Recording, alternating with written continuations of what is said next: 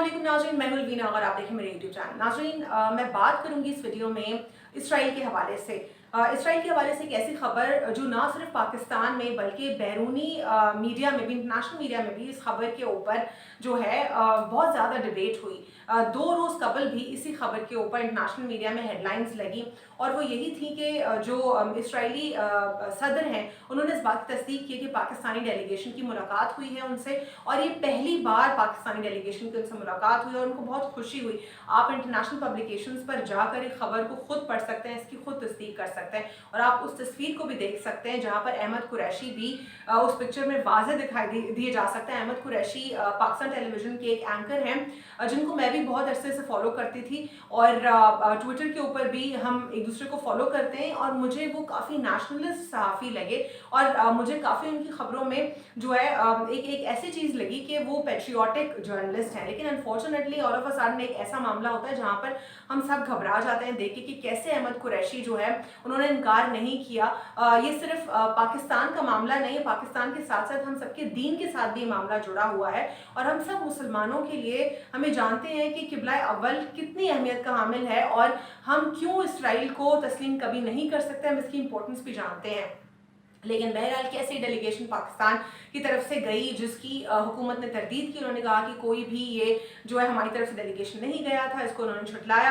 लेकिन साथ ही साथ अहमद कुरैशी ने ट्विटर में स्पेस के ऊपर ये भी बताया कि ये एक अनऑफिशियल डेलीगेशन था। तो सवाल यहाँ पर ये पैदा होता है कि अगर वो अपने यूएस के पासपोर्ट के ऊपर ट्रेवल कर गए हैं और ये एक ऑफिशियल डेलीगेशन नहीं था, तो अहमद कुरैशी वहाँ क्या कर रहे थे और क्यों गए थे, आखिर उनकी वजह क्या थी? क्या वो मुसलमान होने की हैसियत से उनका ज़मीर गवारा करता था? क्या पाकिस्तानी होने की हैसियत से उनका ज़मीर गवारा करता था? ये 2 सवालात हैं जो बहुत ही अहम हैं। साथ ही साथ ये भी जानना बहुत ज़्यादा ज़रूरी है कि उनको लेके जाया कैसे गया था। ये एक एनजीओ थी और जो खातून है वो खुद मुसलमान है और वो अमरीकी मुसलमान खातून है जिन्होंने पूरा एक विजिट प्लान किया था। ये स्पॉन्सर्ड था इसराइली गवर्नमेंट की तरफ से। जिस तरह हम देखते हैं कि जो जर्नलिस्ट हैं वो अक्रॉस द ग्लोब ट्रैवल करते हैं स्पॉन्सर्ड विजिट्स के ऊपर, लेकिन ये स्पॉन्सर्ड विजिट जो है ये इसराइल की तरफ से था। तो इसमें कैसे पाकिस्तान की प्रेजेंस शामिल हुई, ये बहुत ज़्यादा इम्पॉर्टेंट है हमारे लिए। एक तो ये कि इसराइल को अब तक सिर्फ और सिर्फ हमने देखा कि किसकी तरफ से एक लेजिटिमेट स्टेट डिक्लेयर किया गया, हालांकि वो एक इलीगल स्टेट है, वो लेजिटिमेट स्टेट नहीं है। अमेरिका ने इसराइल को तस्लीम किया और लेजिटिमेट स्टेट डिक्लेयर किया, उनकी सॉवरेनिटी को एक्सेप्ट किया। उसके बाद अनफॉर्चुनेटली बहुत सारे मुस्लिम ममालिक भी आ गए और जब मोरक्को ने तस्लीम किया इसको, तो मुझे बहुत तकलीफ हुई कि बहुत सारे अरब कंट्रीज़ भी अब इसको तस्लीम करने लगे हैं। बहरीन की हम बात कर लें, यूएई की हम बात कर लें, उनकी तो इकोनॉमिक टाइज हैं इसराइल के साथ। और जितने भी हमारे मल्टीनेशनल ब्रांड्स हैं जो हमारे घरों में इस्तेमाल होते हैं, चाहे वो शैम्पू के होते हैं, चाहे वो जितने भी एफएमसीजी ब्रांड्स हैं, जो जितने भी फास्ट मूविंग कंज्यूमर गुड्स हैं, पत्ती हो गई या फिर कोई और ब्रांड्स हो गए या शैम्पूज हो गए, सोप्स हो गए, जितनी भी चीज़ें हो गई हमारे घरों में अनफॉर्चुनेटली वही इस्तेमाल होते हैं क्योंकि हमारी मुल्क में तो खुद से कोई भी प्रोडक्ट्स के ऊपर काम नहीं किया जा सका। हम अब भी मजबूर हैं, इम्पोर्ट्स करते हैं या इसराइली जितने भी ब्रांड्स हैं उनको हमने यहाँ पे मैन्युफैक्चरिंग के लिए जगह दी हुई है। तो ये एक हमारे लिए बहुत ही अजीब से सवालात हैं जो हम जिनके हम जवाबात खुद ढूंढने की कोशिश कर रहे हैं, लेकिन अनफॉर्चुनेटली हमें नहीं मिल रहे।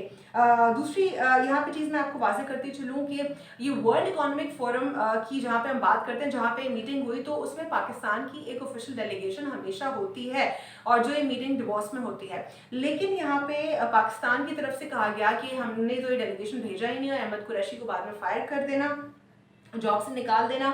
और जब शीरी मज़ारी साहिबा ने क्रिटिसाइज़ किया था इस मामले के ऊपर, तो हमने फ़ौरन ये भी देखा कि किस तरीके से शीरी मज़ारी साहिबा को अरेस्ट किया गया, उनको डिसरिस्पेक्ट किया गया, विदाउट वारंट्स उनको खींचा गया और कैसे उनकी तजलील की गई। वो एक जर्नलिस्ट भी थी, उन्होंने पाकिस्तान को इंटरनेशनल फोरम्स पे रिप्रेजेंट भी किया और वो एक लेजिस्लेचर भी हमारे सामने रही और किस तरीके से उनकी बेइज्जती की गई और क्या उनके साथ सलूक हुआ हम सब ने देखा।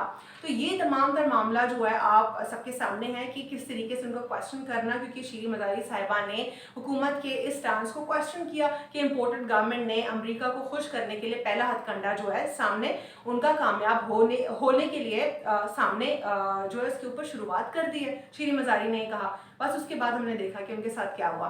और IMF के हवाले से भी आपने मिफ्ता इस्माइल का स्टेटमेंट सुना होगा कि किस तरीके से अगर हमें जो है IMF के हवाले से भी वो इस तरह प्रेशर में स्टेटमेंट्स दे रहे हैं। फिर अमेरिका के हवाले से वो कहते हैं कि हम रूस से जो है सस्ती कीमतों में तेल खरीदने को तैयार है, लेकिन अगर अमेरिका ने हमारे ऊपर कोई सेंक्शंस नहीं लगाए। इनको ज़रा शर्म नहीं आती है बात करते हुए? कितनी बेशर्मी की बात है कि आज भी आप US के सेंक्शन से डर रहे हैं। ईरान एक ऐसा मुल्क जिसको उन्होंने बर्बाद कर दिया, लेकिन वो आज भी खुद सर्वाइव कर रहा है, लेकिन वो इज्जत के साथ सर्वाइव कर रहा है। और आपको ज़रा शर्म नहीं है कि आप अभी भी US के सेंक्शन से डर रहे हैं? US ने सेंक्शंस की धमकियां तो रशिया को भी दी है, लेकिन रशिया तो जाहिर है, खैर हमारा क्या उनके साथ मुकाबला, वो एक सुपर पावर, एक ग्लोबल पावर बनने वाला मुल्क, लेकिन फिर भी आप रेजिस्ट कर सकते हैं। चीन को कई बार उन्होंने धमकियां दी और बहुत सारे ममालिक को दी उन्होंने। उनकी सेंक्शन से कोई असर हमारे ऊपर नहीं होगा। कोई इतने डरने की और घबराने की बात नहीं है। वो अलग बात है, ये लोग खुद घबरा जाते हैं हर चीज़ से, क्योंकि इनको तो दबने की आदत है। और फिर यहाँ पर अगर साफ़ी सच बोल जाए तो फिर वो बिकाऊ होता है। और एक बार फिर मैं क्लियर करती चलूँगी, PTI के अगर कोई अगेंस्ट में बात करेगा तो उसको लिफाफा ज़रूर मिलेगा। वो लिफाफे दो और जमातों से, बड़ी जमातों से मिलेंगे, लेकिन PTI के मामलात को अगर लोगों को रोशनी दिखाना और दुरुस्त राह बताना कि ये मामला गलत नहीं किया गया, तो इससे कोई लिफाफा नहीं मिलेगा। ना इमरान खान लिफाफा देते हैं और ना PTI की पॉलिसी है। तो बेहतर ये होगा कि जो लोग बेचारे लिफाफे लेते रहें और भीख मांगते रहें पीपल्स पार्टी या PMLN की जमातों से, उनके आप जितने भी एनालिसिस हैं उनको ज़रा देखने की कोशिश करें कि वो कहाँ पे बाइस्ड है, कैसे बाइस्ड है। मैंने बात कही थी जब ये इम्पोर्टेंट हुकूमत बिल्कुल नई नई आई थी और मैंने इसके ऊपर क्रिटिसाइज़ किया था, तो बहुत सारे लोगों ने मुझ पर हमला किया। मैंने कहा था कि इश्तिहार देने की क्या ज़रूरत है? सिंध गवर्नमेंट भी इश्तिहार दे रही है, पंजाब गवर्नमेंट भी इश्तिहार दे रही है। आप इश्तिहार को दफ़ा करें। जो पैसे आप मीडिया को इश्तिहार की मद में देंगे, जो इमरान खान नहीं देता था, तो वो आप किसी काम के ऊपर लगा लें। और आज वही मंसूर अली खान सहाफ़ी जो गुन गाते हैं PMLN के या PTI को बुरा भला कहते रहते हैं, बहुत ज़्यादा शिद्दत से बुरा कहते हैं। और फैशिस्ट पता नहीं कैसे PTI हुकूमत को उन्होंने कहा, ना उन्होंने शेलिंग की, ना उन्होंने फायरिंग की, ना उन्होंने टीयर गैस किया। PDM अपने फ्लॉप जल से करता रहा, लेकिन कुछ भी उन्होंने ऐसा कुछ नहीं किया। लेकिन खैर वो फैशिस्ट कहते रहे और आज वो फैशिस्ट उन्होंने नहीं कहा, लेकिन इश्तिहार के मामले से वो उनकी जो भड़ास निकल रही थी मंसूर अली खान साहब की, वो आपने देखी होगी। और अब जो लोग मंसूर अली खान साहब को सुनते हैं, फॉलो करते हैं, तो मेरे ख्याल से अब उनको उनकी इस बात से अग्री कर लेना चाहिए। अब मंसूर अली खान साहब को गालियाँ ना दें आप लोग प्लीज़। अब आपको बुरा नहीं लगना चाहिए जब वो ये बात कर रहे हैं। तो आप जब उनकी बाकी की बातों को तस्लीम किया करते थे, तो आप इस बात को भी मान लीजिए। बहरहाल इस वीडियो में इतना ही, और अगली वीडियो में मज़ीद गुफ्तगू करेंगे। मेरी तरफ से अल्लाह हाफ़िज़, गॉड ब्लेस यू ऑल।